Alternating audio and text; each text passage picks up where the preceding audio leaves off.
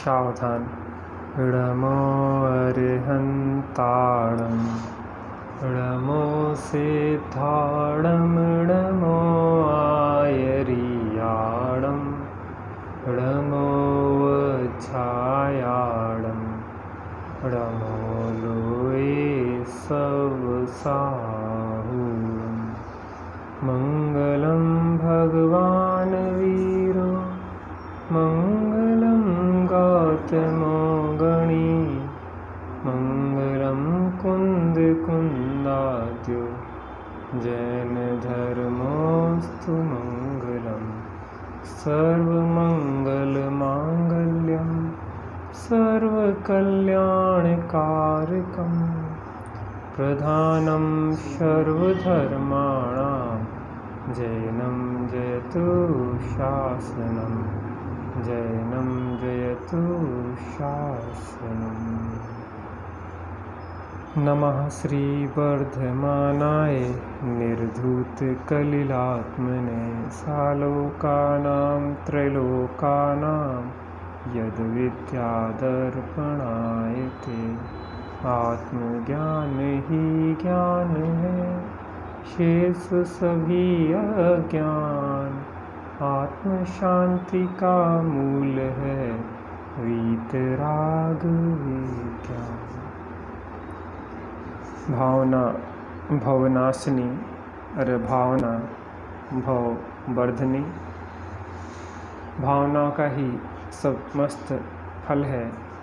अच्छी भावनाएं हमें सद्गति दिलाती हैं, बुरी भावनाएं हमें दुर्गति दिलाती हैं और आत्माश्रित स्वरूप स्थिरता रूप परिणाम हमें मोक्ष दिलाता है।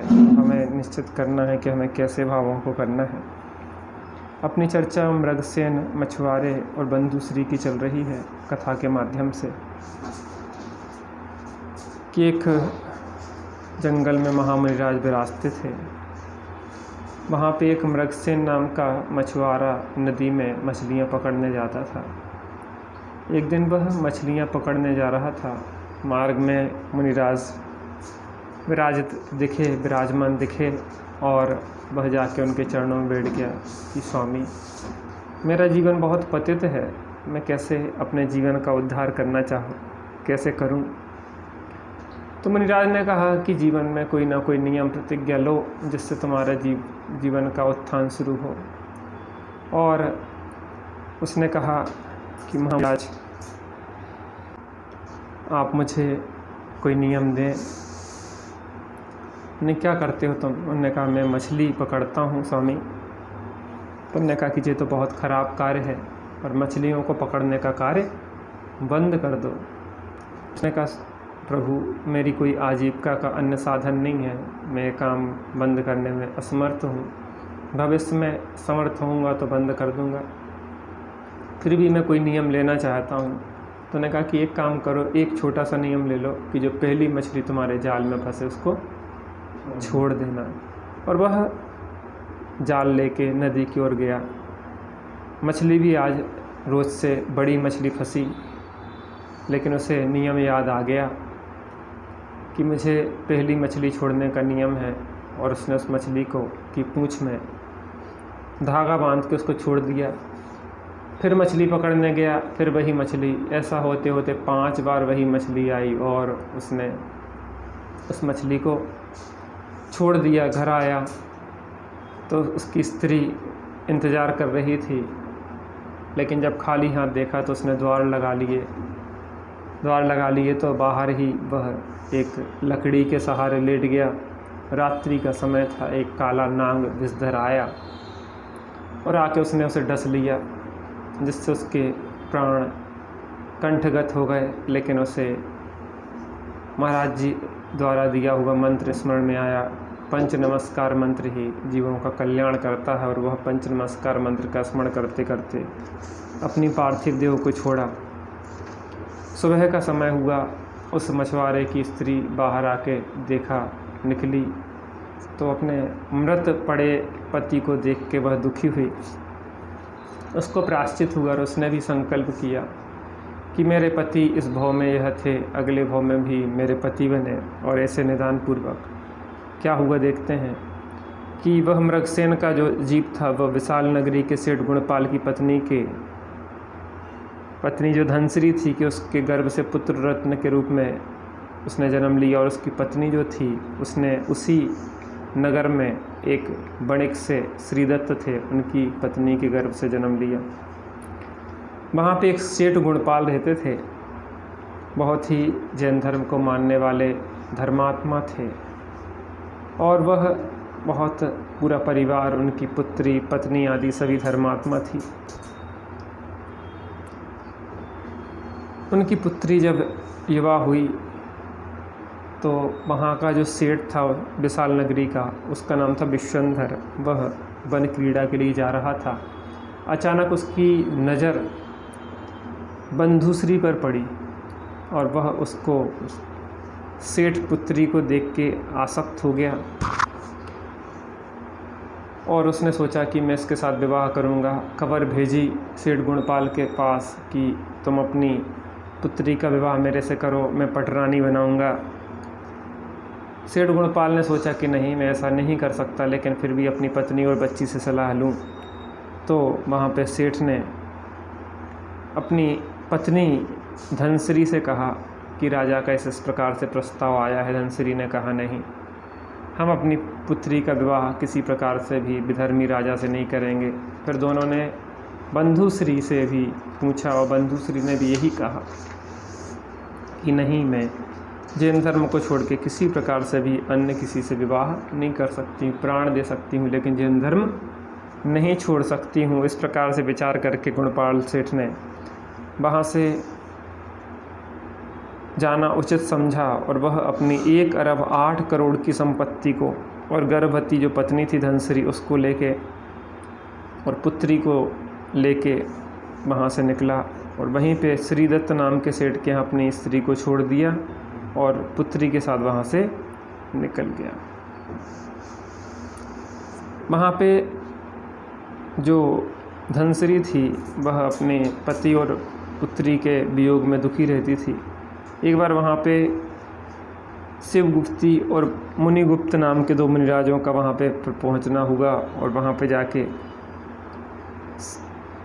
जो श्रीदत्त के आंगन में खड़ी थी धनश्री, उसकी दशा को देख के महामुनिराज ने कहा, मुनिगुप्ती मुनिराज ने शिवगुप्ती मुनिराज से कहा कि भो मुनिवर, इनकी दुर्दशा देखकर लगता है कि अवश्य ही इनके घर में किसी अभागे का जन्म होने वाला है। तब शिवगुप्त मुनिराज ने मुनिगुप्त मुनिराज से कहा कि तुम्हारा यह अनुमान खोटा है। इसके घर में एक प्रबल प्रतापी जैन धर्म का पूर्ण ज्ञाता पुत्र जन्मेगा, जो इस घर का वारिस भी बनेगा और राज सम्मान भी पाएगा। यद्यपि उसका जन्म वेश्यकुल में होगा, तथापि उसका विवाह राजा विश्वंभर की राजपुत्री के साथ होगा तथा राजवंश उसकी सेवा करेगा। यह बात श्रीदत्त सुन रहा था, और श्रीदत्त को क्या लगा कि अरे ये मेरे मित्र का पुत्र इतना बड़ा बनेगा।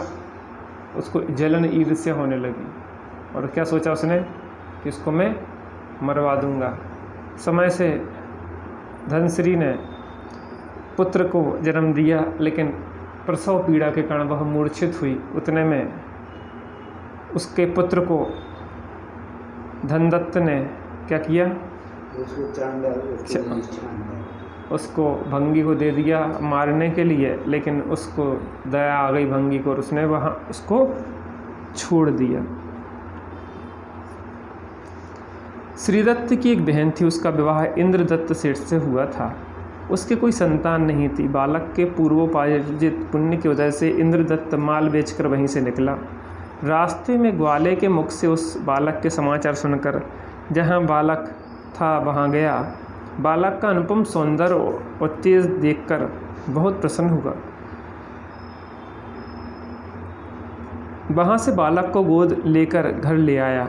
जैसे आँख प्राप्त होने से अंधे मणिधर सर्प को खोई हुई मणि मिलने से सुख होता है, उसी प्रकार प्रसन्नता के उपलक्ष्य में सेठ ने उसका नाम धन कीर्ति रख दिया और बहुत उत्सव किया तथा याचकों को दान दिया। ध्यान से सुनिए। पूर्वोपार्जित पुण्य के प्रभाव से प्राणियों की आपत्ति भी संपत्ति रूप में परिवर्तित हो जाती है। पुण्य का उदय हो तो आपत्ति भी संपत्ति के रूप में परिणत हो जाती है। जब इस घटनाक्रम का पता पापी श्री दत्त को लगा तो वह अपने बहनोई के यहाँ गया तथा मायाचारी की बातें बनाकर बहन और भानेज धन कीर्ति को अपने साथ ले आया। पता पड़ गया था कि ये वही है जिसको मरवाया था। यह अक्षरता सत्य है कि दुष्ट लोगों के मन में रहता कुछ और है और वे करते कुछ और। मन में कुछ और, वचन में कुछ और, करें और कुछ और। सज्जनों का मन, वचन और कर्म एक समान होता है, लेकिन दुर्जनों का नहीं। यही सज्जनों और दुर्जनों का अंतर है। पापी श्री दत्त सी श्रेणी का दुष्ट था, अतः वह निसहाय बालक को के खून का प्यासा हो गया था। इस बार भी उसने एक चांडाल को कुछ लोभ देकर बालक को मारने के लिए सौंप दिया, परंतु उस चांडाल को भी बालक की सुंदरता पर दया आई और उसने उसे पहाड़ की गुफा में जाके रख दिया। क्या हुआ? क्या हुआ? जाके रख दिया। अब क्या होगा? गए संध्या के समय जब ग्वाले गायों को चराकर वापस आ रहे थे, तब कुछ गायें उसी गुफा की ओर चली गईं। उस समय लोगों ने देखा कि गाय एक बालक को घेर कर खड़ी है और उसके थनों में से दूध टपक रहा है। ये समाचार उन्होंने अपने मुखिया गोविंद को दिया। उनकी भी कोई संतान नहीं थी, अतः वह बालक को अपने घर ले आया और पुत्रवत उसका पालन पोषण करने लगा। वह बालक रूप में रतिपति कामदेव को भी लज्जित करता था। नील कमर के समान उसके विकसित नेत्रों को देखकर भ्रमर भी अपनी मधुर झंकार से पराग के भ्रम में हमेशा उसके कान में गूंजते रहते। बहुत सुंदर था।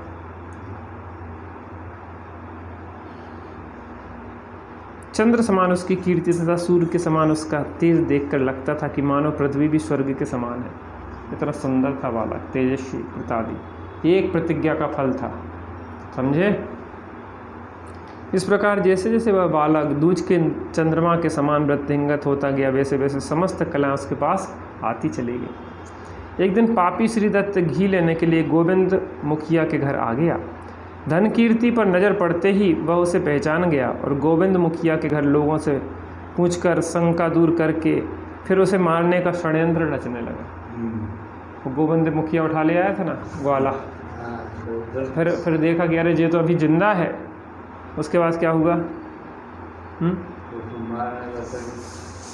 उसे मारने के लिए फिर षड्यंत्र रचने लगा। उसने गोविंद से कहा, भाई मुझे एक अत्यंत आवश्यक कार्य है, यदि आज्ञा दो तो मैं तुम्हारे पुत्र के हाथ मेरे घर पर एक पत्र भेज दूं। गोविंद ने आज्ञा दे दी। सत्य है, दुष्ट लोग अपने पाप परिणामों से सदा दुष्टता के कार्य ही सोचते हैं। क्या सोचते रहते? दुष्ट कार्य सोचते हैं। कौन? दुष्ट। पापी श्री दत्त ने पत्र में लिखा, पुत्र महाबल, यह पत्रवाहक जो पत्र लेकर तेरे पास आ रहा है वह भविष्य में अपने कुल को भस्मीभूत करने वाला मलय अग्नि के समान भयंकर है, जो सामर्थ्यवान होते ही अपना सर्वनाश करेगा। अतः तू गुप्त रीति से तलवार या मूसल से इसका काम तमाम कर देना। यह कार्य अत्यंत सावधानी से करना, जिससे किसी को पता भी नहीं चलना चाहिए। क्या नहीं होना चाहिए?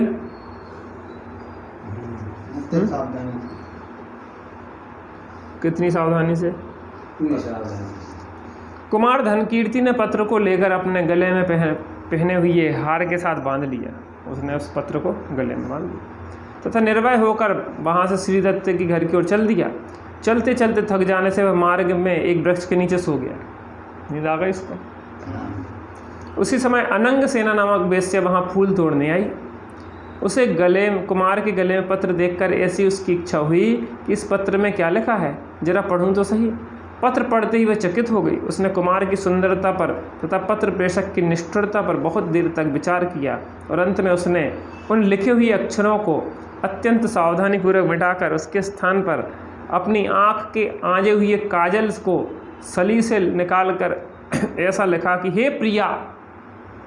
क्या लिखा? हे प्रिया, अगर तू सच में ही मुझे अपना स्वामी मानती है और पुत्र महाबल तू मुझे अपना पिता मानता है, तो इस पत्रवाहक के साथ शीघ्र ही अपनी पुत्री श्रीमती का विवाह कर देना। ऐसा सुयोग वर की प्राप्ति महाभाग्य से हुई है। इस कार्य में मेरी जरा भी अपेक्षा नहीं रखना। क्योंकि यह संभव है कि मुझे वहाँ आने में विलम्ब हो जाए। क्या लिखा? आने में विलम्ब हो जाए, शीघ्र कर देना विवाह। वर के मान सम्मान में किसी प्रकार की कोई कमी नहीं रखना। किसने लिख दिया? उसने वेश्या ने लिख दिया। क्यों लिख दिया? क्योंकि वेश्या वो मछली थी, 5 बार उसको बचाया था। वही मछली वेश्या बनी थी। और फिर क्या किया उसने? रक्षा की। जो दूसरों की रक्षा करता है वो उसकी भी रक्षा करता है। तुम चींटियों की बचाते हो, चींटियाँ तुम्हें बचाएंगी। और तो ऐसा थोड़ी ना है, बचाएंगी कि नहीं? वो भी तो जीव है। इस प्रकार पत्र लिखकर अनंग सेना ने उसे यथास्थान बांध दिया और वापस अपने घर चली गई। ज्ञातव्य है कि वह अनंग सेना उस मछली का ही जीव है जिसे उसने मृगसेन के भाव में 5 बार छोड़ा था। उसके जाने के बाद कुमार की आंख खुली। वह शीघ्र ही श्रीदत्त की घर की ओर चलने लगा। वहां पहुंचकर उसने श्रीदत्त की पत्नी के हाथ में वह पत्र दिया। उस पत्र को पुत्र महाबल ने भी पढ़ा। उसके आनंद की सीमा नहीं रही और उन्होंने शुभ मुहूर्त में श्रीमती के साथ उसका विवाह कर दिया।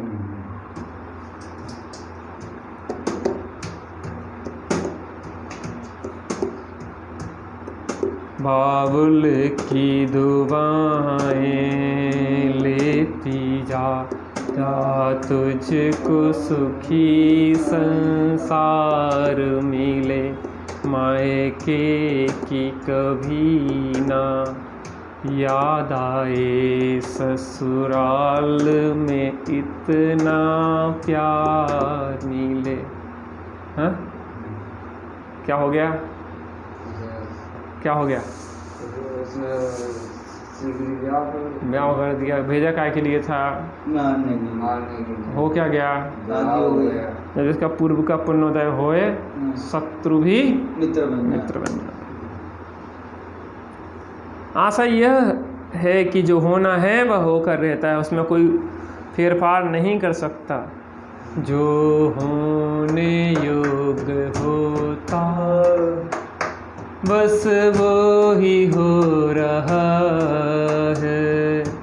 जो होने योग्य होता बस वो ही हो रहा है।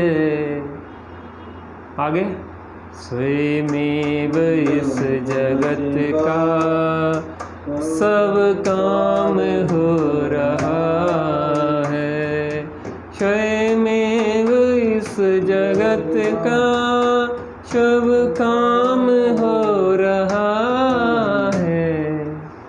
हमको भी धीरे धीरे श्रद्धान हो रहा है। हमको भी धीरे धीरे सद ज्ञान हो रहा कि नहीं हो रहा? आशा है कि जो होना है वह होकर रहता है, इसमें कोई फेरफार नहीं कर सकते। जब श्रीदत्त को इस बात की खबर पड़ी तो वह घबराकर शीघ्र दौड़ा चला आया। उसने रास्ते में ही धन कीर्ति को फिर से मारने की युक्ति विचार ली। किसको? अपने दामाद को। गांव के बाहर पार्वती का एक मंदिर था। वहां उसने एक मनुष्य के साथ धन कीर्ति को मारने का निश्चय किया। घर आकर उसने पार्वती पूजा के लिए सामग्री ले देकर अपने दामाद धन कीर्ति को अमावस्या की रात में वहाँ अकेले ही भेज दिया। जाओ धन कीर्ति, वहाँ पूजा पाठ करके आओ, अमावस्या की रात में करना पड़ेगा। परंतु जिसकी आयु शेष हो उसे कोई मार नहीं सकता। हा। कोई किसी को जिला नहीं सकता, कोई किसी को मार नहीं सकता, कोई किसी को सुखी नहीं कर सकता, कोई किसी को दुखी नहीं कर सकता। क्यों? कि सब कर्मोदय से है। आयु कर्म के रहने से जीवित रहते हैं, आयु कर्म की क्षय से मरण होता है। साता के उदय से सुखी रहते हैं, साता के उदय से दुखी रहते हैं। कोई किसी का कर्म ले दे नहीं सकता, इसलिए कोई किसी को न मार सकता है, न जला सकता है, न सुखी कर सकता है, न दुखी कर सकता है। जीव अपने कर्मोदय से ही सुख दुख जीवन मरण को प्राप्त करता है।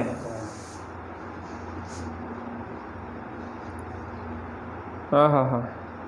परंतु जिसकी आयु शेष उसको कोई मार नहीं सकता, जिसका मरण काल आ गया उसको कोई बचा नहीं सकता। धन कीर्ति ने तुरंत आज्ञा सिरोधार कर नगर के बाहर मंदिर हेतु प्रस्थान किया, परंतु रास्ते में उसे उसका साला महाबल मिल गया।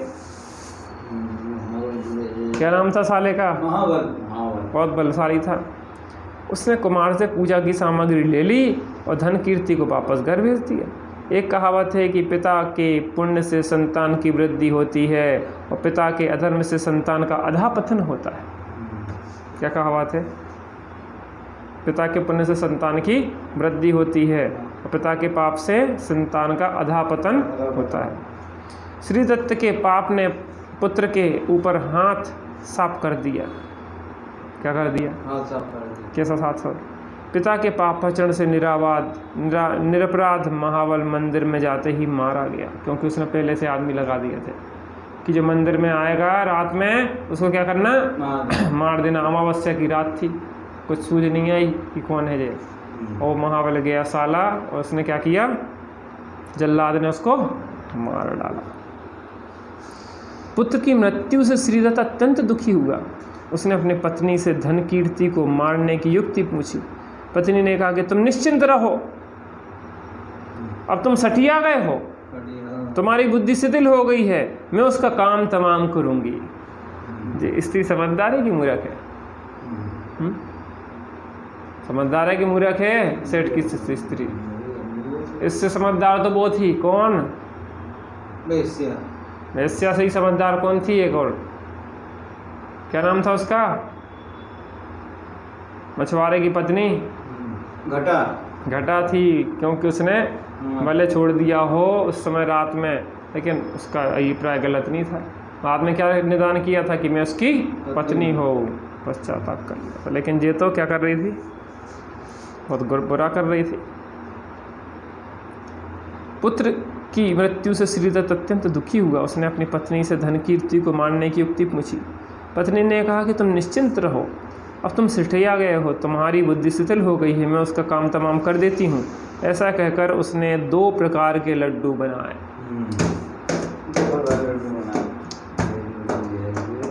कोई लाख करे चतुराई रे कर्म का, लेख मिटे नारे भाई कर्म का, लेख मिटे नारे भाई। मिटता है कर्म का लेख? एक तो बड़े साइज के पर विष मिले हुए, एक छोटे साइज के पर विष रहित। भोजन के समय उसने श्रीमती से कहा कि बेटी, मैं स्नान करने जा रही हूँ, अतः तू अपने पिता व पति को भोजन कराना। इसमें से जो बड़े लड्डू हैं वो दमान साहब को देना और छोटे हैं वो पिता को देना। ऐसा कहकर वह चली गई। किसको कौन से देना लड्डू? बड़े लड्डू दमान साहब को देना और छोटे लड्डू पिता को देना। सज्जन एवं उदार श्रीमती पिता और पति को भोजन कराने बैठी। उसको पिता के सामने पति के बड़े लड्डू और पिता को छोटे लड्डू पर उसने पर शर्म महसूस हुई। क्या महसूस हुई? कि पिताजी को छोटे दें और पति को बड़े दें, ये कैसे हो सकता है? अतः उसने ठीक इसका उल्टा कर दिया। भाग्य की गति विचित्र है।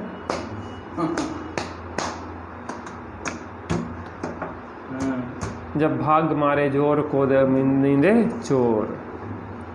किसी को पता नहीं कि कब किसका क्या होगा। क्रमवद सभी परिणमन सदा, जो होना है सो होता है, जो होना है सो हो। लड्डू खाते ही श्री दत्त मरण की शरण को प्राप्त हो गया।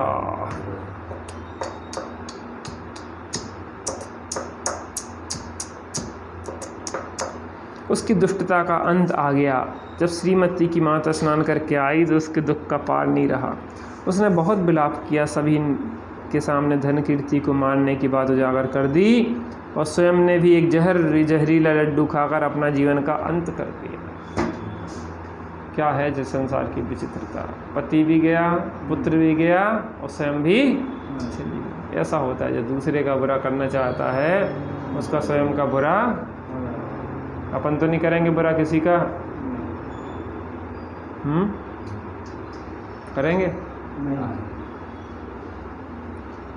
सत्य ही है, जो दूसरों का बुरा चाहता उसका बुरा होता ही। ये अटल और अविचल नियम है। यदि कोई तुम्हारी बुराई करता है तो उसकी भी तुम भलाई करो। तुम्हारे अगर भाई, तुम्हारे भाभी अगर तुम्हारे साथ भला नहीं करते तो उनकी भी भलाई करो। उनसे कोई अपेक्षा नहीं रखो कि एक पैसा हमें मिल जाए। हम निर्वांछक रूप से आपकी सेवा करेंगे। हमारा महाभाग्य है, हमारे पिता तुल्य हैं आप, हमारे माँ समान हैं। हम आपसे कोई अपेक्षा नहीं रखते। होना चाहिए कि नहीं होना चाहिए? होना चाहिए, होना चाहिए। करोगे कि नहीं? करते हैं भैया। अपेक्षा नहीं रखना। लेकिन अपेक्षा नहीं रखना। धन कीर्ति की प्रतिष्ठा और शीतलता का परिचय महाराज विशंबर के कानों तक पहुंचा। उन्होंने अत्यंत प्रसन्न होकर अपनी पुत्री का विवाह धन कीर्ति के साथ कर दिया। राजा ने उसे दहेज में बहुत धन संपत्ति तो दी ही, राजसेठ पद भी उसको नियुक्त कर दिया। सत्य ही संसार में ऐसी कोई वस्तु साध्य नहीं है जो जिन धर्म के प्रभाव से प्राप्त ना हो जाए। जिंदरम जिंदरम हमने समझा मरम, इसकी रक्षा में प्राण भी तज देंगे हम। तू मिटाता वरम और विपरीत श्रम, तेरी शरणा में मुक्ति को पाएंगे हम।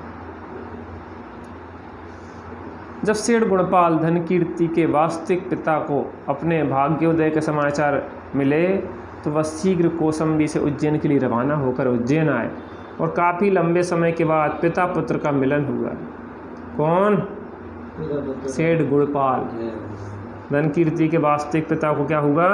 भाग्योदय के समाचार मिले, तब शीघ्र कौसंबी से उज्जैन के लिए रवाना होकर उज्जैन आ गए। काफ़ी लंबे समय के बाद पिता पुत्र का मिलन हुआ। अब धन कीर्ति अनेक भोगों का भोग करता हुआ सुख चैन से अपना जीवन व्यतीत करने लगा। साथ ही साथ अपने कर्तव्य से भी विचलित नहीं हुआ। अब उसका एकमात्र लक्ष्य दीन दुखियों की सहायता, पंच परमेष्टि की आराधना, स्वाध्याय ध्यान ही बन गया था। एक दिन धन कीर्ति के पिता गुणपाल सेठ अपनी स्त्री, पुत्र, बंधु बांधवों आदि को साथ लेकर यशोध्वज मुनिराज की वंदना के लिए जा रहे थे। बोलो यशोध्वज मुनिराज की। अपना करना हो कल्याण, साचे मुनिवर को पहचान। अपना करना हो कल्याण, साचे गुरुवर को पहचान। जिनकी वाणी से अमृत बरसता है, जिनकी वाणी से अमृत बरसता है। अपना करना हो कल्याण, साचे गुरुवर को पहचान। अब क्या होगा? एक दिन धन कीर्ति के पिता गुणपाल सेठ अपनी स्त्री, पुत्र, बंधु बांधवों आदि को साथ लेकर यशोधन मुनिराज की वंदना के लिए गए। भाग्य से बेस्या अनंग सेना भी वहाँ गई। मुनिराज की वंदना करने के बाद गुणपाल सेठ ने उनसे पूछा कि प्रभु, आपको त्रिकाल का ज्ञान है, आप कृपा करके हमको कहो कि मेरे पुत्र धन कीर्ति ने वैभव में ऐसा क्या पुण्य किया था। मेरे पुत्र धन कीर्ति ने पूर्व में ऐसा क्या पुण्य किया था जिसके फलस्वरूप इसने बालपन में ही भयंकर कष्टों पर विजय प्राप्त की और अचल कीर्तिवान, प्रचुर धनी, सुकर्मी, दानी तथा दयालु हुआ। यह जानने की मेरी तीव्र इच्छा है, सो आप कृपा करके कहो। क्या करो? आप कृपा करके कहो, कैसे जय हुआ। परम करुणाशील तथा चार ज्ञान के धारी यशोध्वज मुनिराज ने मृगसेन धीवर की कथा सुनाते हुए कहा, धन कीर्ति पूर्व में धीवर था। उसकी स्त्री का नाम घटा था, जो इस जन्म में श्रीमती नाम की सुलक्षणा गुणवती स्त्री बनी, तथा वह मछली जिसे 5 बार पकड़कर इसने छोड़ दिया था, वह इस जन्म में अनंग सेना बनी। घटा कौन बनी थी? सुलक्षणा। और वो वेश्या क्या बनी थी? अनंग सेना। वो मछली बनी थी। गुणपाल यह सब अहिंसा व्रत धारण करने का फल है। क्या का फल है? अहिंसा की ऐसी महिमा है। दया धर्म का क्या है? मूल है। अहिंसा परमो धर्म की जय हो।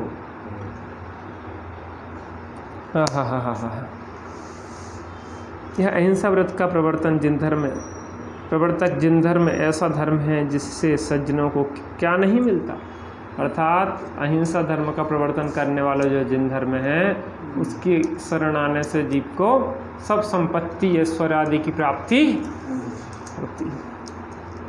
मुनिराज द्वारा यह कथा सुनकर सबको जिन धर्म पर अटल श्रद्धा हो गई। धन कीर्ति, श्रीमती और अनंग सेना को अपने अपने पूर्व भवों की बातें स्मरण में आई। तत्पश्चात धन कीर्ति ने अपने हाथों से केस लोंच करके जिन दीक्षा धारण की। यह है मूल सार की बात। बोलो धन कीर्ति महामुनिराज की जय। संत साधु वन के बिचरू वह घड़ी कब आएगी। संत साधु वन के बिचरू वह घड़ी कब आएगी।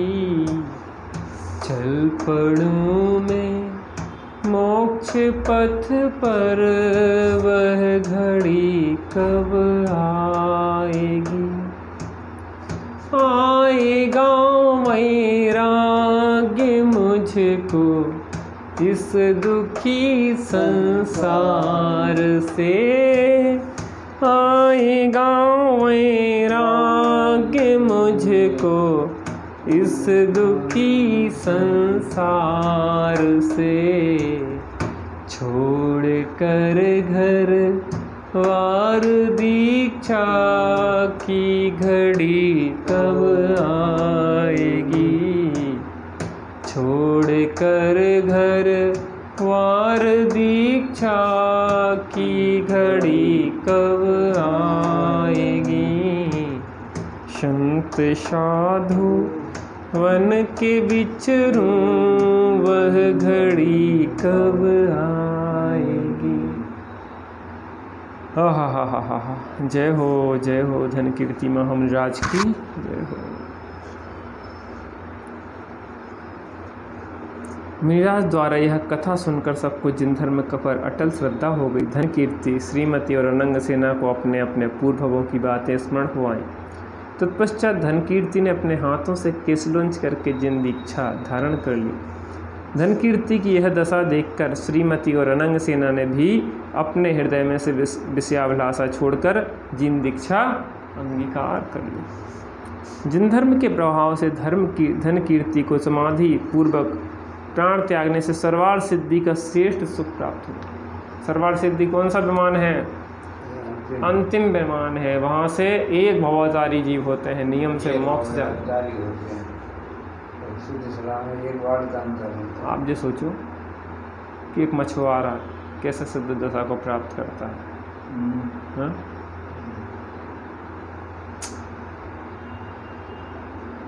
धन्य है जिनसा से, धन्य परिणाम जीव के। आगे मनुष्य होकर मोक्ष प्राप्त करेगा। इसी प्रकार श्रीमती और अनंग सेना ने भी स्वर्ग प्राप्त किया।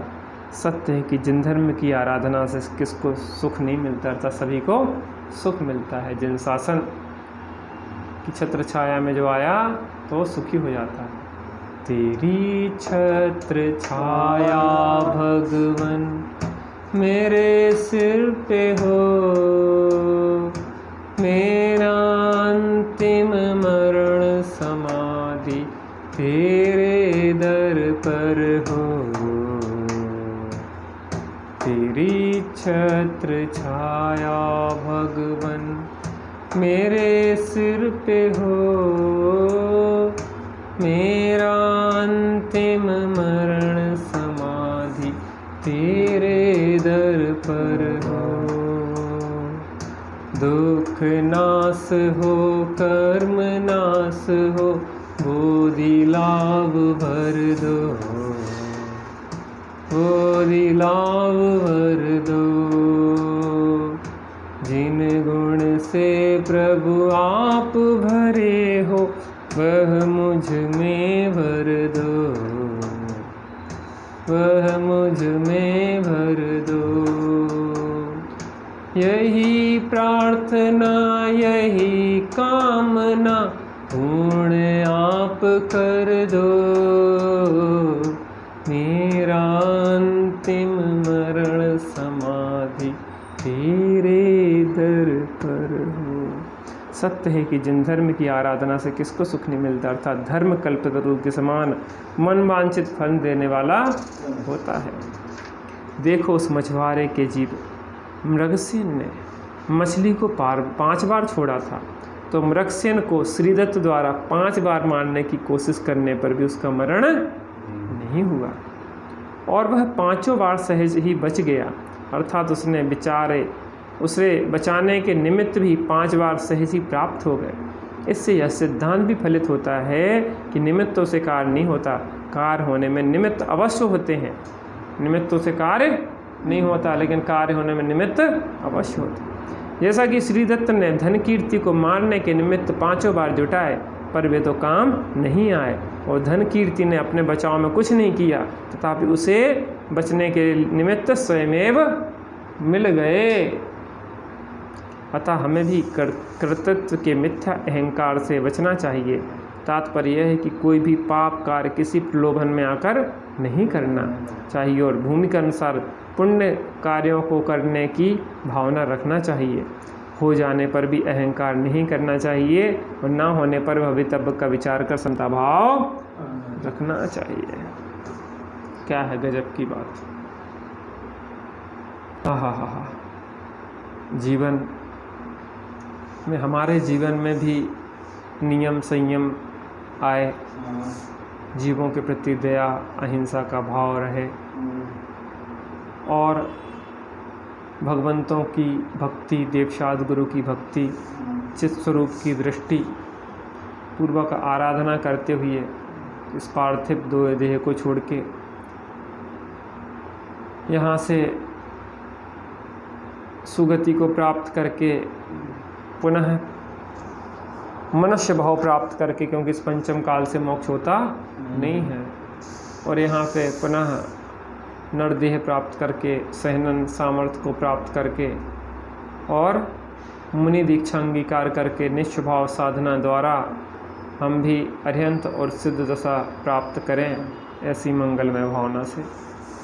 निज निधि निज में बताई यह अनंत उपकार है, उसके लिए जिन वाणी माँ को वंदना शतभाव।